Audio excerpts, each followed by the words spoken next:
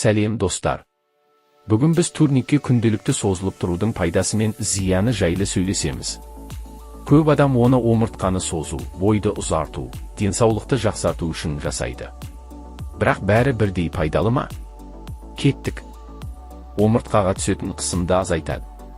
Күнделікті ұзақ отырып, жұмыс істегеннен кейін омыртқаға жүктеме түседі. Турникке іліну омыртқаны босатып, дисктердің қысымын жеңілдетеді. Бойды уақытша ұзарту әсері. Созылып ілінгенде омыртқа аралық дисктер сәл кеңейеді, сондықтан бой бірнеше миллиметрге ұзарып көрінеді.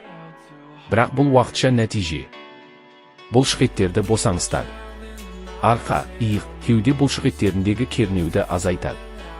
Турникке асылып тұрудың бұлшықеттерді босаңсытатын әсері физиологиялық тұрғыдан былай түсіндіріледі: салмақ күшінің әсері.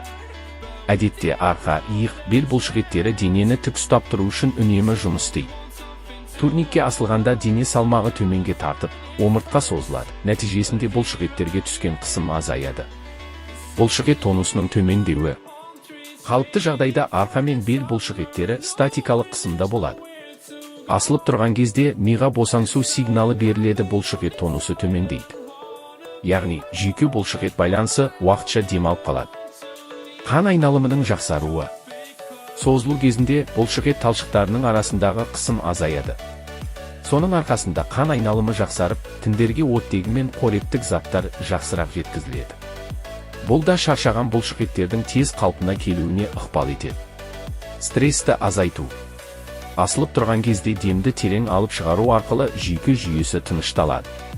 Жүйке жүйесі тынышталғанда бұлшықеттер де автоматты түрде босаңсиды. Бел мен мойын жарақаттары барларға қауіпті. Егер грыжа, протрузия немесе сколиоздың ауыр түрі болса, созылып тұру зиян тигізуі мүмкін. Қан қысымына әсері. Ұзақ ілінгенде басқа қан толып, қысым көтеріліп, бас айналуы мүмкін. Қол буындарына күш түседі. Күнделікті ұзақ уақыт асылып тұру білезік пен иық буындарын шаршатады.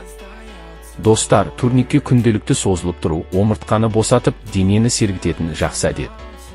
Бірақ бәрін мөлшермен жасау керек. Өз денеңізді тыңдаңыз.